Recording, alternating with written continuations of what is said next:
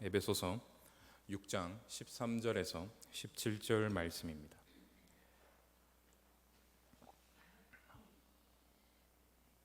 에베소서 6장 13절에서 17절 말씀 제가 읽도록 하겠습니다.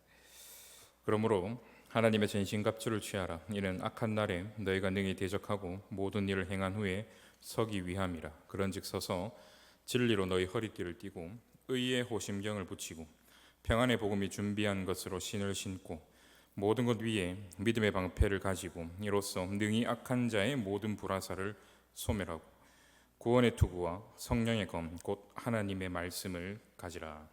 아멘. 하나님의 전신갑주 다섯 번째를 살피고 있습니다. 계속 말씀드리는 것처럼 오늘 이 본문은요, 우리의 인생을 전쟁으로 그렇게 규정하고 있습니다. 전쟁 같은 우리의 인생을 살기 위해 우리에게 필요한 것, 진리의 허리띠, 의의 호심경, 평안의 복음에 예비한 신, 그리고 믿음의 방패, 그리고 다섯 번째 구원의 투구입니다. 본문 13절에서 17절을 함께 보도록 하겠습니다. 그러므로 하나님의 전신갑주를 취하라. 이는 악한 날에 너희가 능히 대적하고 모든 일을 행한 후에 서기 위함이라. 그런즉 서서 진리로 너희 허리띠를 띠고 의의 호심경을 붙이고 평안의 복음이 준비한 것으로 신을 신고 모든 것 위에 믿음의 방패를 가지고 이로써 능히 악한 자의 모든 불화살을 소멸하고 구원의 투구와 성령의 검 곧 하나님의 말씀을 가지라. 아멘. 먼저 우리가 생각해 볼 것은 구원의 투구입니다. 그리스어로 페리케팔라이아라고 하는 이 투구는요, 청동으로 만든 로마 군인들이 머리에 쓰던 투구입니다. 이마부터 뒷목까지, 그러니까 이마부터 뒷목까지 이렇게 보호해주는 투구이고요. 얼굴에서는 이렇게 눈, 코, 입을 제외한 요 양볼까지 이렇게 내려와서 가려주는 것이 지금 여기서 얘기하고 있는 투구의 모습입니다. 그러나 지금 바울은요, 이 로마 군인들의 투구뿐 아니라 이사야 59장 17절을 생각하면서요, 지금 이 에베소서 6장 17절을 쓰고 있는데요, 이사야 59장 17절을 제가 한번 읽어보도록 하겠습니다. 공의의 갑옷으로 삼으시며 구원을 자기의 머리에 써서 투구로 삼으시며, 구원을 자기의 머리에 써서 투구로 삼으시며. 하나님을 사랑하는데 철저하게 실패한 이스라엘은요, 바벨론, 더 나아가서 이 바벨론이 상징하고 있는 죄와 악한 자의 권세 아래 포로가 되어 있습니다. 여러분, 우리는 그 내용을 너무나도 잘 알고 있죠. 그리고 그런 포로된 그들을 여호와께서요, 구원이라는 투구를 쓰고 그들을 친히 건지시겠다라고 그렇게 약속하고 계시고 말씀하고 계십니다. 이스라엘은요, 자신들의 죄와 실패로 인해서요, 바벨론 포로, 더 나아가서 죄와 악한 자의 권세 아래 포로되어서요, 아주 비참한 신세로 이 땅 가운데 전락했지만요, 하나님은 그런 그들을 버리지 않으시죠.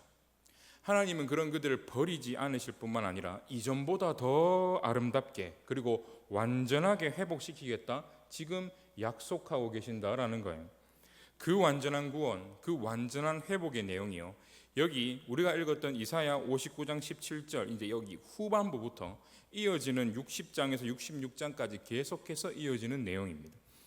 여러분, 이 구원의 투구를 쓰신 하나님은요, 포로되어 사로잡혀서 비참한 신세 아래 놓여 있는 이 이스라엘을 버리시는 것이 아니라 그 권세 아래에서 친히 건지시고, 건지실 뿐만 아니라 아름답게, 그러니까 이전의 모습과는 비교할 수 없는 아름다운 모습으로 변화시키고 회복시킬 것을 지금 약속하고 계신다라는 거예요.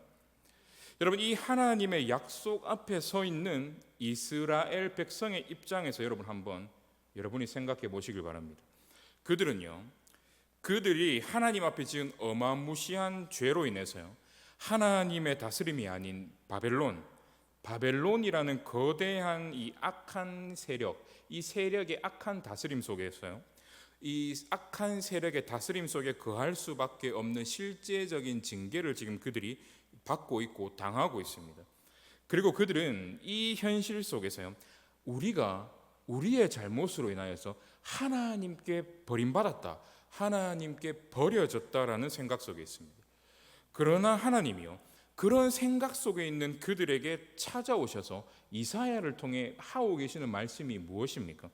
내가 구원의 투구를 쓰고 너희를 비참하게 만든 그것으로부터 내가 친히 구원하겠다, 건지겠다. 단순히 너희를 그 세력에서 건져내는 것을 넘어서 너희의 모습을 완전히 아름답게 회복시킬 것이며, 그런 자들만이 들어갈 수 있고 그런 자들만이 살 수 있는 새로운 나라, 아름다운 새하늘과 새 땅을 너희에게 선물로 줄 거다. 이것이 너희를 향한 나의 구원의 완전하고 완벽한 계획이야. 여러분, 이제부터 이스라엘의 남은 자들은요, 바벨론 유수라는 비참한 상황 속에 지금 그들이 놓여 있고 살고 있으며 그 속에서 유혹받고 핍박받으며 끊임없이 흔들리며 산다 하더라도요, 이 포로됨이 그 내 인생의 끝, 그들 인생의 끝, 내 인생의 종착역이 아니다라는 것을 그들이 바라보면서 이제 이 땅을 살아가기 시작하더라라는 겁니다. 여러분, 그들에게 새롭게 주어진 내 인생의 끝, 내 인생의 새로운 종착역은 여러분 무엇입니까? 나를 포로 삼는 이 거대한 세력으로부터 완전한 건져짐과 완전한 회복입니다.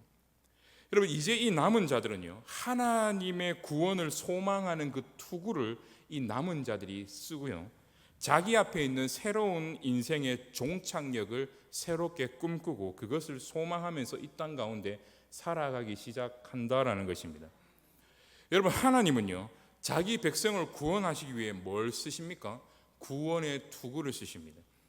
그리고 그 백성은요, 그 하나님의 완전하고 완벽한 구원을 소망하면서 뭘 씁니까? 구원의 소망의 투구를 그의 백성들이 쓴다는 거예요. 하나님이 쓰신 구원의 투구, 그분의 백성들이 쓰는 구원의 소망의 투구, 여러분, 이 두 개의 투구를 이 땅 가운데서 친히 누가 쓰시냐?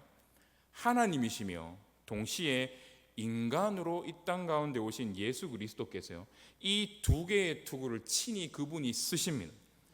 그분은요, 구원의 투구를 쓰시고요, 자기 백성을 친히 구원하기 위해 이 땅 가운데 오셔서 모든 율법들, 모든 선한 것들을 친히 다 수행하셨고 십자가에 달려 죽으셨습니다. 그리고 그분은요, 그 십자가 위에서 구원의 소망의 투구를 쓰시고요, 이 십자가를 통해 자기 자신과 예수 자신과 예수에게 허락하신 그 하나님의 백성에게 하나님이 허락하여 주실 새로운 인생의 종착역을 소망하며 꿈꾸셨습니다. 히브리서 기자는요, 주님이 쓰신 이 구원의 소망의 투구에 대해서 히브리서 12장 2절에 이렇게 이야기합니다. 너무 잘 알죠? 그는 그 앞에 있는 기쁨을 위하여 십자가를 참으사 부끄러움을 개의치 아니하셨다. 여러분, 그 앞에 놓여 있는 기쁨, 즉 예수 자기 자신과 그의 모든 백성에게 제공될 새로운 인생의 종착역, 여러분, 그게 뭡니까? 부활. 그 부활을 우리 주님은 십자가 위에서 구원의 소망의 투구라는 것을 쓰고 그 부활을 친히 바라보면서 소망하고 꿈꾸셨다라는 겁니다.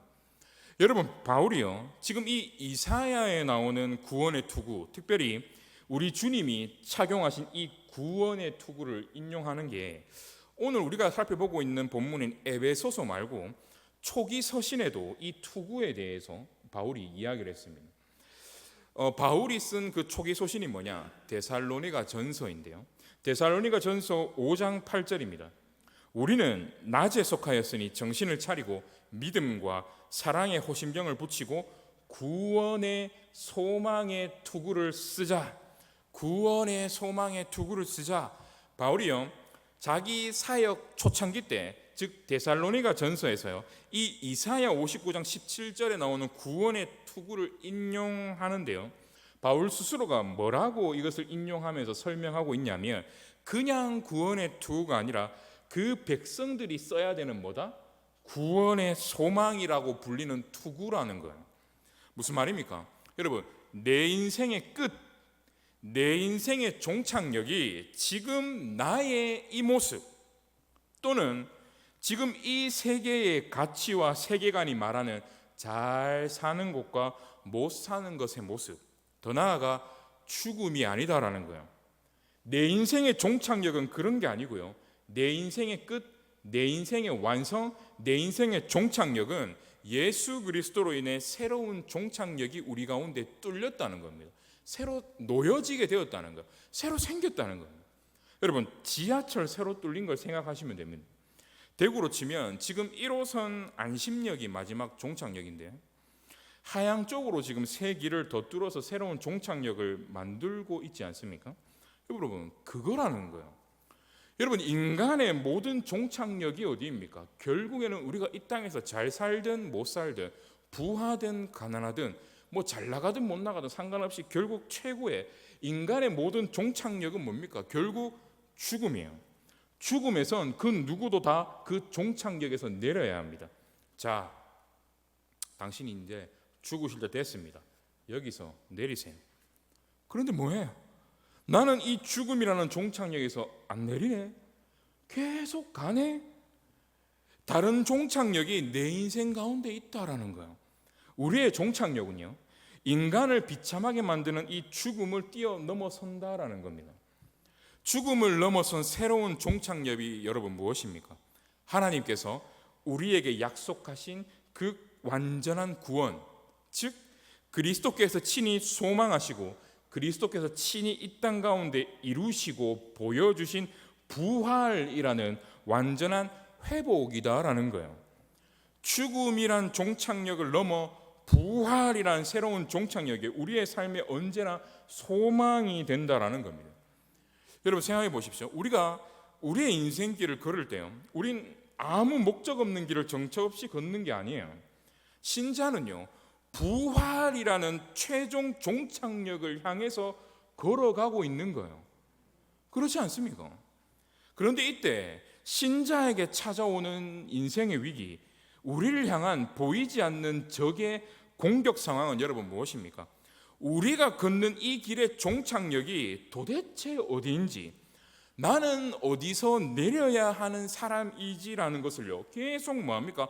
혼돈시키고 방해시키는 상황과 환경이 내 인생에 끊임없이 밀어닥친다라는 겁니다. 분명 나는 여기서 내리는 게 아니라 더 가야 하는데 여기서 그만 내려라 라고 위협하는 유혹하는 사람들과 환경이요, 내 인생 가운데 끊임없이 출몰하고 찾아온다라는 겁니다. 네가 내릴 곳은 저기가 아니라 여기가 네가 내릴 거야. 여기서 내려야 돼. 이렇게 자꾸 우리를 공격한다는 거예요. 유혹한다라는 겁니다. 마지막 종착역으로 가지 못하도록 계속 우리를 뒤흔든다라는 거예요. 그래서 여러분, 지금 바울이 하는 말이 뭡니까? 바로 그때, 너희들이 흔들리는 바로 그때, 너희들이 유혹당하는 바로 그때, 너희들이 핍박당하는 바로 그때, 여기가 내가 내릴 곳이 아닌가라고 흔들리는 바로 그때, 구원의 소망의 투구로 내 인생의 종착역이 어디인지를 확실하게 인지하라는 거예요. 내가 인지하지 않으면 잘못 내릴 수밖에 없다라는 겁니다. 네 엄한 곳에 내린다, 그러다가 너 죽어라는 거예요. 제가 아는 목사님 중에 장인 어른이 대구에 이제 오신다라고 하는 거예요. 그래서 자기 어른을 이제 픽업 가려고 동대구역으로 그렇게 열심히 가고 있었답니다. 동대구역에 이제 거의 이제 도착을 했는데 전화가 오는 거예요, 장인 어른한테. 조서방, 조씨니까, 조서방 지금 어딘가? 예, 1분쯤 뒤면 동대구역에 도착을 합니다. 아니, 대구역에서 만나기로 했는데 왜 동대구역에서 내리나? 대구역으로 가야 하는데 동대구역으로 엄한 데 가다가 엄청 혼났다라는 거예요. 여러분, 다른 목사님도 비슷한 경우가 있는데 여러분, 이건 좀 더 심각한 상황입니다. 교회에 장례가 난 거예요. 목사들은 대부분 결혼이나 장례가 나면 상당히 중요한 역할을 하지 않습니까? 장례가 났는데 어디로 가면 되겠습니까? 예, 서울에 있는 성모병원으로 오십시오. 장례가 나서 대구에서 성모병원으로 갔다는 거예요. 근데 갔는데 가서 보니까 유가족이 안 보이는 거예요. 우리 성도가 안 보여. 여러분, 이게 여러분은 아실지 모르실지 모르겠지만 목사한테 여러분 이건 사형 선고하고 마찬가지입니다. 똑같은 거예요. 이거 너 이제 죽어라, 이제 이 말하고 똑같은 겁니다. 뭔가 잘못됐는데 뭐가 잘못됐는지 그 성모병원 안에서 파악이 안 되는 거예요. 분명히 있어야 되는데 사람이 없으니까. 근데 여러분, 알고 봤더니 성모병원은 하나가 아니고 2개가 있다라는 거예요. 강남 성모병원, 여의도 성모병원. 자기는 강남인 줄 알고 갔는데 알고 봤더니 어디라는 거예요? 여의도 성모병원이라는 거예요. 죽고 싶었다. 내가 관에 들어가고 싶었다. 라는 거예요. 여러분, 이런 겁니다. 자기가 가야 할 종착역을 잘 인식하고 기억하고 제대로 걸어갔으면 됐는데 잘못 가면 어떻다는 거예요? 끝이에요. 잘못 가서 끝이라는 거예요. 이해되시지 않습니까? 정리하면요, 지금 바울이 말하는 구원의 투구가 뭐냐? 구원의 소망에 대한 이야기예요. 다른 말로 이야기하면 뭐로 바꿔서 이야기할 수 있습니까? 우리 인생의 최종 종착역에 대한 이야기를 바울이 지금 하고 있다는 것입니다. 우리 인생의 최종적인 끝, 완성, 지배, 뭐가 우리 인생을 궁극적으로 지배하고 다스리고 있느냐, 그것을 네가 제대로 확인하는 싸움을 이 땅 가운데서 끊임없이 믿음으로 해나가야 한다라는 겁니다. 이어서 두 번째로 생각해 볼 것은요, 구원의 투구를 쓸 때 우리에게 어떤 일이 벌어지느냐, 소망의 작용입니다.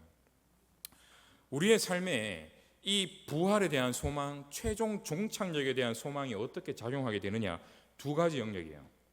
첫째로 상실의 문제입니다. 상실의 문제. 에베소서 6장 17절입니다. 구원의 투구와 성령의 검, 곧 하나님의 말씀을 가지라. 여러분, 우리가 소망의 투구를 쓰고 부활을 믿음에도요, 그것과 별개로 한 주간의 삶을 살 때 많은 것을 잃어버리고 많은 것을 놓친다라는 것을 경험하며 삽니다. 기회 놓치고 사람 놓치고 투자한 것도 막 잃어버리고 막 없어지는 것들이 내 삶 가운데에 생긴다라는 거예요. 병도 생기고요. 그러면 우리는 이 상실 속에서요, 굉장한 반발심이 생깁니다. 지금 이렇게 만드시고 나중에 부활하면 그게 뭔 소용입니까? 지금 내가 잘 살고 지금 내가 가지고 있어야지, 뭐 이런 거죠. 똥밭에 굴러도 저승보단 어디가 낫다? 이승이 낫다. 여러분, 이게 우리나라 사람들이 다 가지고 있는 세계관이잖아요. 지금 가지고 있어야지. 지금 가지고 있는 사람들에 비해 나는 불행한 사람, 불쌍한 사람 아니냐라는 거예요.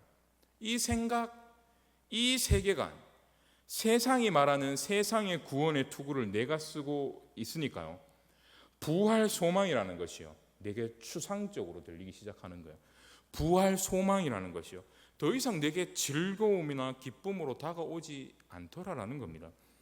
부활의 소망이 내게 왜 기쁨이 되냐라는 거예요. 여러분, 모든 사람은 상실을 경험합니다. 어느 순간 살면서 돈을 잃고요, 돈 많은 사람도 어느 순간엔 병에 걸립니다. 돈 많고 건강하던 사람도요, 결국에는 어떻습니까?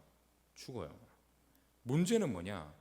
이 상실의 상황 속에 신자들의 확신은 뭐냐? 여러분, 믿지 않는 자에게는요, 현재 그들이 당하고 있는 상실은 진짜 현실이 됩니다. 죽었지? 진짜 죽은 거예요. 병 걸렸지? 진짜 병든 거예요. 잃어버렸지? 진짜 영원히 잃어버린 겁니다. 그럼 믿는 자는 뭐냐? 상실 맞습니다. 근데 그게요, 내 인생의 현실이 아니라 내 인생의 그림자가 된다라는 거예요. 여러분, 도널드 그레이 반 하우스라는 목사님이 계십니다. 어린 딸 여러 명이 있는데 딸들 남기고 한 35살 정도 되었을 때 와이프가 이제 돌아가신 거예요. 인생의 청천벽력 같은 소리죠. 아내를 상실하고 이제 나 혼자 딸들 건사하고 키워야 되네. 목사인데, 목사지만 너무 힘든 거예요. 너무 마음이 어려운 어느 날에요, 딸을 태우고 이제 차를 몰고 가고 있는데, 근데 자신의 차를 추월해서 이삿짐 센터의 큰 화물차가 자신의 차를 추월해서 이렇게 지나가는 거예요. 우리로 치면 영구 이사차가 이제 지나가는 거예요. 이 영구 이사차가 이 목사님 차를 이제 추월해서 앞질러 쭉 가는데, 이때 이 차의 그림자가, 이 차의 그 큰 차의 그림자가요, 이 목사님의 차를 쭉 훑고 이제 지나가더라는 겁니다. 이해되시죠? 이 그림이 어떤 상황인지 이해되시죠? 그 순간에 이 목사님이 갑자기 자기 딸한테 해줄 이야기가 순간 생각나더라는 거예요. 그분 이야기입니다. 들어보십시오. 차에 치이는 게 나을까? 아니면 트럭 그림자에 치이는 게 나을까? 딸이 이야기합니다. 아빠, 당연히 그림자죠. 치워봐야 아무 데도 다치지 않잖아요. 딸아이의 대답을 듣고 나서 그는 아이에게 이렇게 말했다. 맞아. 트럭이 아니라 그림자가 널 치였다면 넌 멀쩡한 거야. 엄마를 치고 지나간 것도 죽음의 그림자일 뿐이란다. 사실 엄마는 죽은 게 아니라 살아있어. 우리보다 더 잘 살고 있지. 2000년 전에 진짜 죽음의 트럭이 예수님을 치고 지나갔기 때문이야. 차에 깔려 으스러졌던 예수님 덕분에 우리를 덮칠 수 있는 건 그 그림자뿐이야. 게다가 그 그림자는 영광으로 들어가는 문로에서 산단다. 우린 그저 예수님을 믿기만 하면 돼. 여러분, 내가 이 땅에서 상실할 때 나 혼자만 상실을 경험한다라고 우리가 생각하지만요, 아니에요. 결국 이 땅에 태어난 모든 인간은요, 단 한 명도 예외 없이 다 상실합니다. 상실을 경험하며 살아가는 거예요. 그게 인생입니다. 이 세상에 영원한 것은 여러분 아무것도 없어요. 문제는 믿지 않는 자가 경험하는 상실은요, 영원한 현재로 그에게 남습니다. 내 돈을 잃었고 내 돈은 영원히 잃는 거예요. 나는 병들었고 나는 영원히 병든 채로 이 몸을 회복하지 못합니다. 나는 죽었습니다. 나는 죽었고 나는 영원히 죽는 거예요. 그런데 여러분, 부활이 주는 소망이 뭐라고요? 신자들도 똑같이 이 땅에서요, 아픔을 경험하고 잃어버림을 경험하고 상실을 경험하는데 신자들은 부활이 왜 소망입니까? 나를 구원하시기 위해 죽으시고 부활하신 그리스도 때문에요. 지금 내가 겪고 있는 이 상실은 영원한 현실이 아니라 그림자다라는 거예요. 똑같이 이 땅에서 상실을 경험하고 사는 것은 똑같습니다. 믿는 자나 믿지 않는 자나 똑같이 이 땅 가운데서 상실을 경험합니다. 가슴 아파요. 그런데 믿는 신자에게, 나에게 주어지는 이 상실은요, 영원한 현실, 영원한 현재, 영원한 실체가 아니라 그저 그림자로 내 삶을 훑고 지나가고 있다라는 겁니다. 지금 이 상실은 실제로 내게 영원히 영향을 미치지 않는 일로 다 완전히 회복될 것이다. 여러분, 이게 부활을 소망하고 고백하는 신자의 믿음이자 고백이다라는 거예요. 여러분, 이번 주에 걸어가시다가 주변에 있는 이삿짐 차가 뭐 있나 여러분 좀 살펴보십시오. 영구 이사차가 여러분들의 가게 앞에, 집 앞에 지나가면 일부러 옆에 좀 서 계십시오. 그 그림자가 여러분을 쭉 훑고 지나갈 때 우리가 그 그림자를 훑고 지나가는 그림자 속에서 주님을 바라보면 여러분, 우리 이렇게 고백하는 거예요. 주님, 제가 당한 이 모든 상실의 사건은 모양만 다를 뿐 모든 인간이 겪는 인생의 공통된 고통입니다. 근데 주님, 신자인 나에게 있어 내가 경험하며 살아가는 이 상실은 영원히 나에게 영향을 미치는 실체가 아니라 단지 그림자라는 것이 주님, 내게 소망입니다. 여러분, 부활이 인생의 상실 앞에 서 있는 모든 신자들에게 소망이 된다라는 거예요. 여러분, 부활의 종착역과 상실, 이와 관련해 우리가 가져야 할 또 다른 신앙의 눈은요, 내 현재는 무조건 좋은 미래와 연결되어 있다라는 확신입니다. 내 현재는 무조건 뭐와 연결되어 있다고요? 좋은 미래와 연결되어 있다는 거예요. 이 확신은요, 지금 내가 이 땅 가운데 경험하는 아픔, 상실의 상황을 내가 바라보는 것과 상관이 없습니다. 부활의 종착역, 그리고 그 종착역으로 나를 이끌어가고 계신 하나님의 섭리를 믿는 그 믿음으로부터 내 마음에서 터져나오는 믿음의 확신이에요. 지금 내 삶의 상황을 보면서 하는 확신이 절대로 아니다라는 겁니다. 내 상실의 상황을 보면요, 여러분, 다 악합니다. 나는 지금 나가서 죽어야 돼요. 살 가능성이 없습니다. 다 그냥 죽어야 됩니다. 근데 그 부활의 확신이 나에게 있을 때 우리가 가지는 신앙의 눈은요, 지금 내가 겪는 이 상실의 상황은 좋은 미래와 무조건, 내 현재는 좋은 미래와 무조건 연결되어 있다. 그래서 현재의 질, 현재의 삶의 퀄리티에 대해 내가 상관하지 않아요. 내 현재가 지금 무엇과 연결되어 있는지가 중요한 것이다라는 겁니다. 나를 부활의 종착역으로 인도하시기 위한 과정이구나, 섭리구나. 나와 우리가 부활하면 내 지금의 상실의 상황이 좋은 미래와 연결되기 위한 하나의 삶의 과정이었구나라는 걸 분명히 깨닫게 된다라는 거예요. 여러분, 우리가 말로는요, 하나님 나라, 하나님의 영광이라고 이렇게 말하고 다니지만요, 사실 대부분의 우리의 삶은 어떻습니까? 겨우 내 인생의 재정, 나와 내 가족의 안정과 안위만을 생각하고 살아가지 않습니까?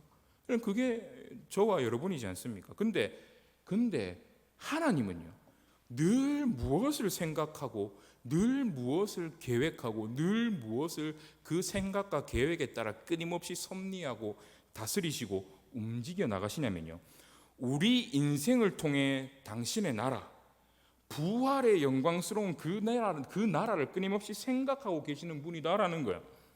그렇기에 우리의 현재는 반드시 좋은 미래와 무조건 연결되어져 있다라는 것입니다.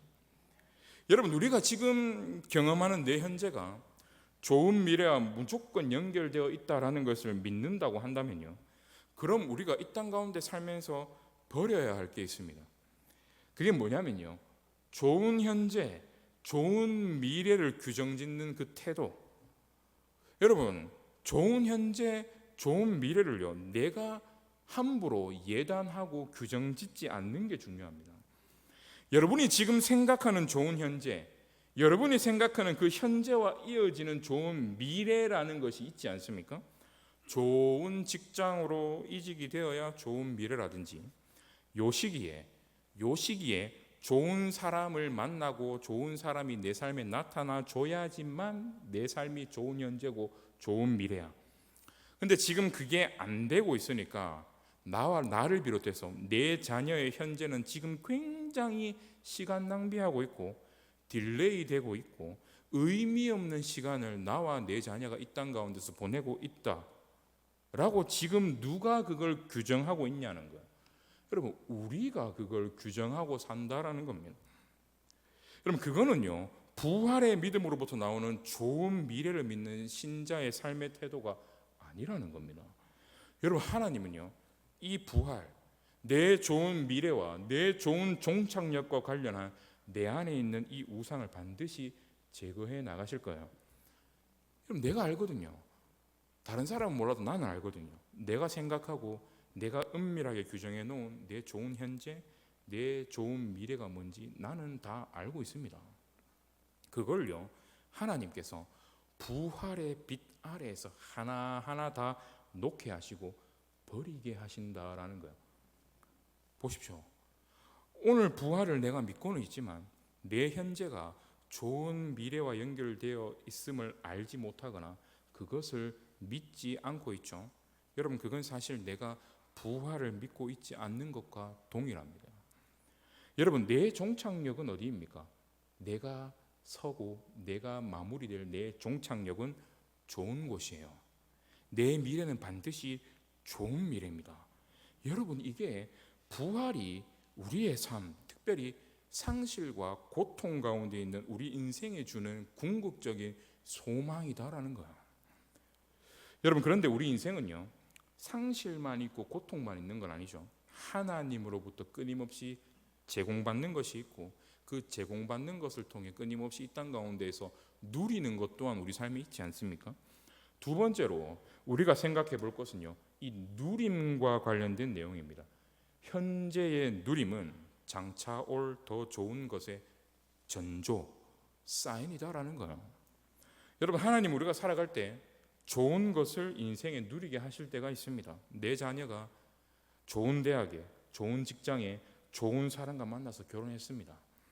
이번 달에 회사에서 성과급조로 엄청나게 두둑하게 보너스를 내가 받았습니다. 건강검진하기 전에 마음 쫄았는데 깨끗하다요. 아우, 사업이 왜 이렇게 잘 됩니까? 대박 났어요. 여러분, 이럴 때가 내 인생 가운데 있다는 거예요. 여러분, 우린 이런 상황에서도요, 뭘 써야 됩니까? 구원의 소망의 투구를 이 상황 속에서도 써야 합니다. 여러분, 구원의 소망의 투구가 무엇입니까? 내가 내릴 종착역은 따로 있다. 내 인생의 완결은 이 세상이 말하는 것과 다르게 따로 있다라는 거 아닙니까? 그럼 뭡니까? 지금 이게 나에게 있어 너무너무 좋은 일이에요. 근데 더 좋은 게 내 인생에 있다라는 거예요.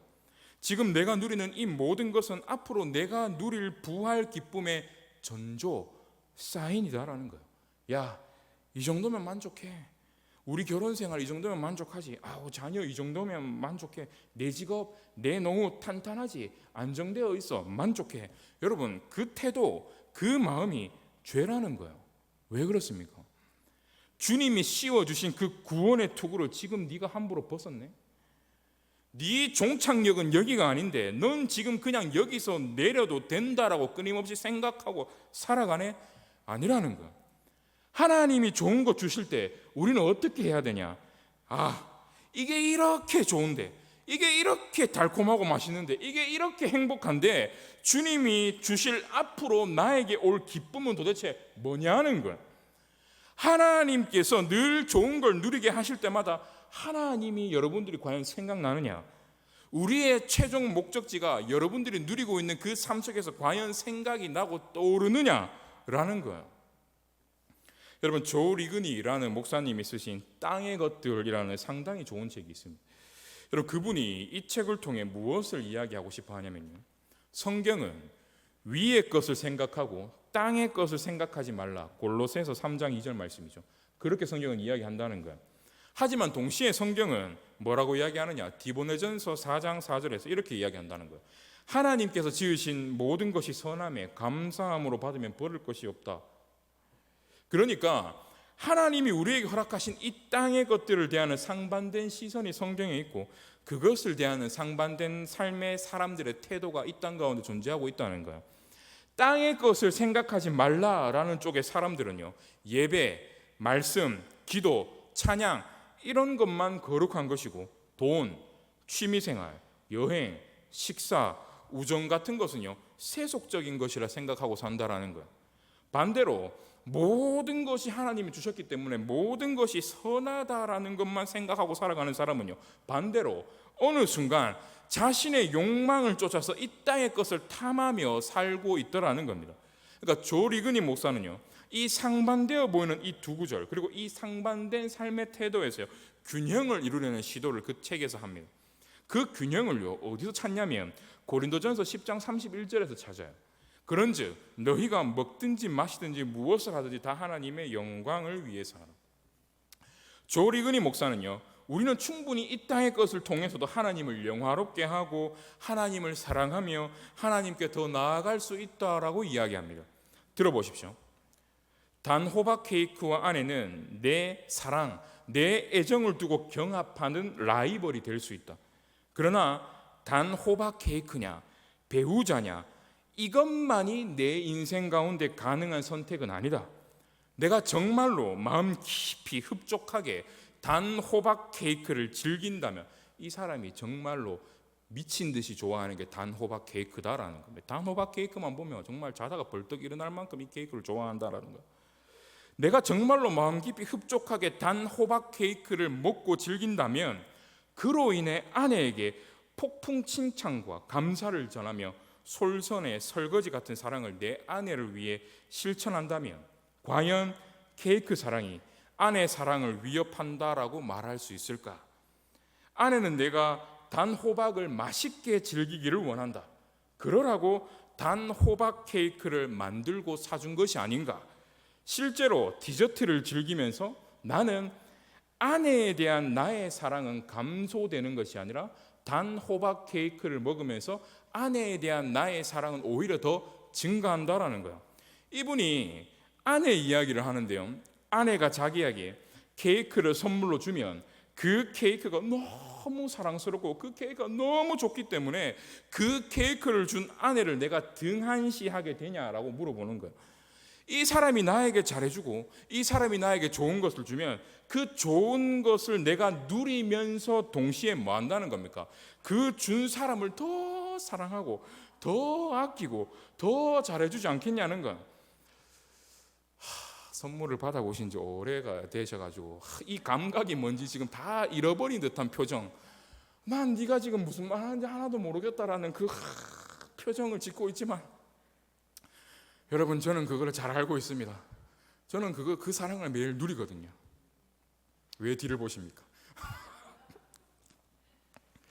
그러니까 여러분, 우리가 하나님이 나와 우리에게 허락하신 이 땅의 것을요 즐거워하고 누리는 것은 성경적으로 볼 때 잘못된 게 절대로 아니다라는 겁니다. 여러분 이해되시죠? 여러분 하나님이 우리에게 주신 것을 이 땅 가운데 누리는 것과 관련해 여러분 한번 생각해 보십시오.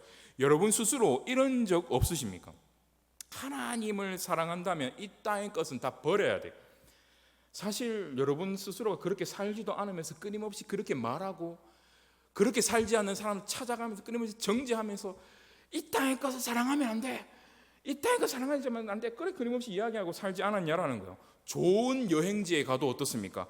아우 난 별로야, 나는 주님이 좋지, 아유 나는 별로야. 여러분 이쁜 꽃을 내가 봤어요. 너무 이뻐요 꽃이.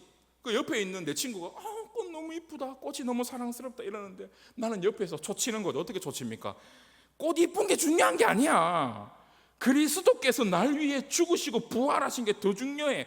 그러면서 그 꽃을 감상하고 있는 그 친구 옆에서 막 눈 감고 막 놀러 갔는데 막 눈 감고 막 기도하고 예수님 사랑, 예수님 사랑, 날 위해 부활하셨네 막 이러고 있다는 거예요. 여러분이 그렇다는 게 아니고 제가 예전에 제가 그랬어요. 해변에 놀러 갔는데 저 헌팅하고 다니고 있는 저 나쁜 놈들 보라고. 우리는 저런 짓 하지 말고 모여서 거룩하게 찬양하고 기도하자고. 그럼 진짜 편협한 인간이었죠. 근데 여러분 뭐예요? 주님에 대한 사랑의 담대함이 내 안에 생기잖아요. 내가 주님께 사랑받고 있다는 것을 많이 깨닫고 그걸 내가 실제로 이 땅 가운데서 그 사랑을 누리면서 내가 살잖아요. 그럼 우리는요 주님이 나에게 허락하여 주신 것을 이 땅에서요 정죄하고 미워하며 배척하면서 하는 게 아니라 주신 것을요 아름답게 누리면서 동시에 주님을 더 뭐합니까? 사랑하면서 살게 된다라는 거예요. 그래서 여러분이 정말 균형 잡히고 바르게 신앙생활을 하고 있다면, 여러분이 정말 하나님의 사랑을 풍성히 깨닫고 그것을 내가 진정으로 누리고 내가 살고 있다면, 여러분 자신을 한번 생각해 보십시오. 내가 이 땅 가운데서 하나님이 나에게 주신 좋은 것을 누리고 있는데 이걸 누릴 때마다 내가 더 하나님을 사랑하게 됩니까? 하나님께서 나에게 허락하신 것을 누리고 즐길 때 하나님에 대한 직접적인 헌신이 더 증가하게 되던가요? 그렇다면 여러분 얼마든지 여러분 인생에 하나님이 주신 그 선한 것들을요 즐겨도 됩니다. 누려도 돼요. 이해되십니까? 근데 여러분 문제는 뭐예요? 내가 이걸 누리다가 하나님이 멀어지니까 문제가 발생하는 거예요.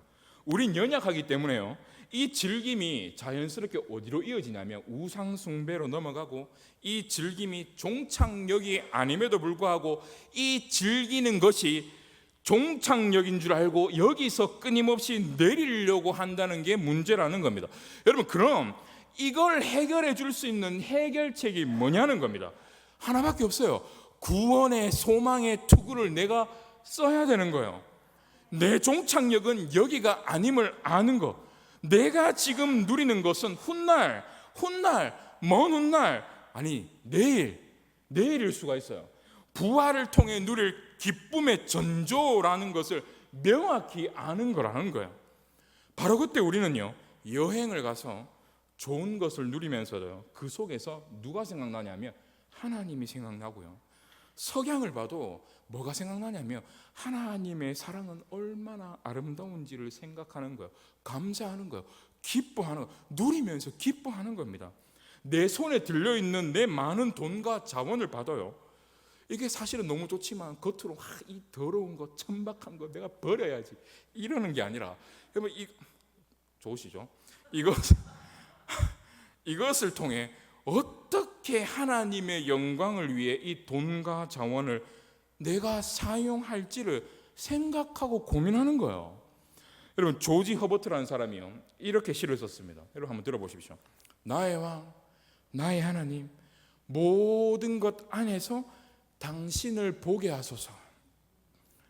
유리창을 바라보는 사람의 눈길이 그저 유리창에 머무를 수도 있지만 원한다면 그 유리창 넘어 유리창을 지나 하늘을 볼 수도 있습니다. 여러분, 이게 구원의 투구예요. 모든 것 안에서 하나님 당신을 바라보게 만드는 것, 내가 누리는 유리창을 넘어 하늘을 바라보도록 만들어주는 투구가 뭐냐면 구원의 소망의 투구, 부활의 소망의 투구라는 거예요. 여러분, 너무 멋진 투구 아닙니까? 상실은 그림자로, 누리는 것은 전조로. 여러분, 이게 신앙인의 자세다라는 겁니다. 마지막 세 번째로, 이 구원의 투구는 우리 주님이 쓰신 투구라는 거예요. 앞에서 말씀드렸듯 구원의 투구, 특별히 이 구원의 소망의 투구는 우리 주님이 친히 쓰신 투구입니다. 이사야에서 예언한 대로 하나님은요, 그들의 백성을 구원하시기 위해 누구를 보내셨냐? 예수님을 보내셨습니다. 그리고 구원의 투구를 쓰신 예수님은요, 우리의 모든 죄를 지시고 십자가로 나아가셨어요. 구원의 투구를 쓰신 주님은요, 이 십자가가 사랑하는 아버지로부터 자신을 완전히 끊어놓는다는 것, 아버지를 상실함으로 맛볼 수밖에 없는 죽음을 내가 십자가 위에서 죽음 가운데서 경험할 수밖에 없다라는 걸 주님은 너무 잘 아셨습니다. 그러나 여러분, 주님은요, 포기하지 아니하시고 계속해서 앞으로 전진하셨고 걸어 나아가셨다라는 거예요.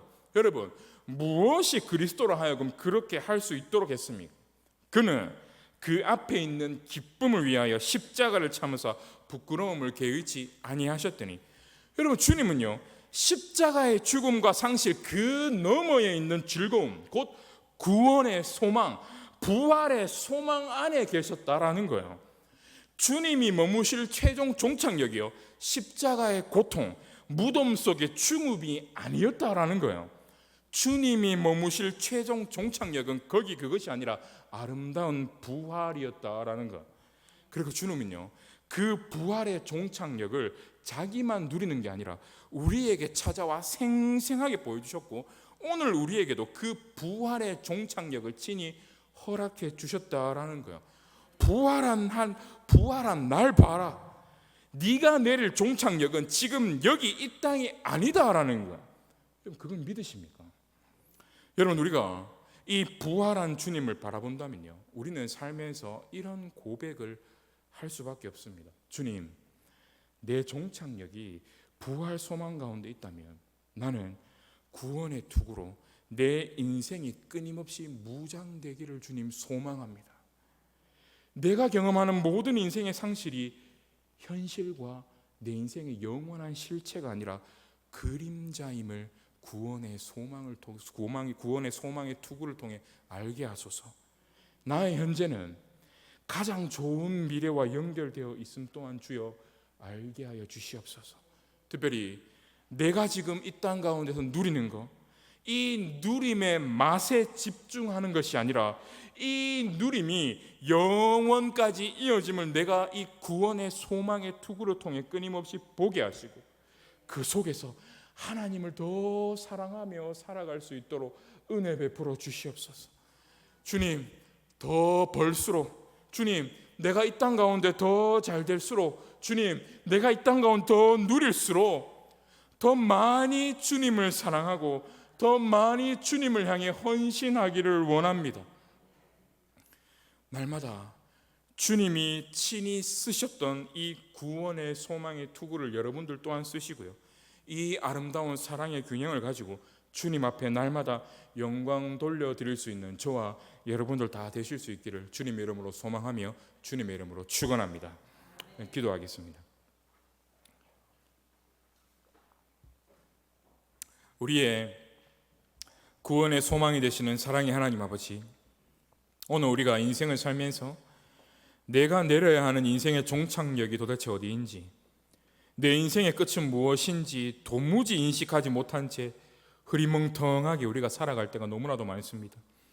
그노일행 우리는 이 땅의 질서와 이 땅의 소리와 이 땅의 가르침에 끊임없이 영향받고 지배받으며 살아가는 인생, 이 땅에 포로되어 살아가는 비참한 인생, 그로 인해 부활은 더 이상 나에게 소망과 기쁨이 아닌 그저 너무나도 초라한 한낱 교리적인 가르침, 이상적 가르침에 지나지 않음을 주여 이 시간 우리는 솔직하게 고백합니다. 아버지, 우리에게 구원의 소망의 투구를 이 시간 다시 말씀을 통해 씌워주시기를 간절히 소망합니다. 그 소망의 투구를 통해, 부활 소망을 통해 내 인생의 종착역이 도대체 어디이고 내 인생의 끝은 무엇이며 그로 인해 내가 그 소망과 부활에 지배받는 인생이 될 수 있도록 주여 우리의 영혼을 붙들어 주시길 간절히 소망합니다. 주님, 구원의 소망의 투구로 인해 지금 내가 경험하는 모든 인생의 상실이 실체가 아니라 한낱 그림자임을 알게 하여 주시고, 나의 현재는 가장 좋은 미래와 연결되어 있음 또한 주여 구원의 소망의 투구를 통해 끊임없이 알 수 있도록 은혜 베풀어 주시길 간절히 소망합니다. 특별히 내가 지금 이 땅에서 누리는 것, 이 누림의 맛에 집중하는 것이 아니라 이 누림이 영원까지 이어짐을 보게 하시고 그 속에서 하나님을 더 사랑하는 자 될 수 있도록 주여 우리에게 은혜 베풀어 주시길 간절히 소망합니다. 더 잘 될수록, 더 벌수록, 더 이 땅 가운데서 누릴수록 나를 사랑하고 내 자식 새끼만 사랑하고 내 이 땅 가운데 삶만 누리며 살아가는 것이 아니라 그것을 통하여서, 그 누림을 통하여서 더 많이 주님 사랑하고 더 많이 헌신하는 우리가 될 수 있기를 간절히 소망하며 이 모든 기도 살아계신 우리 주 예수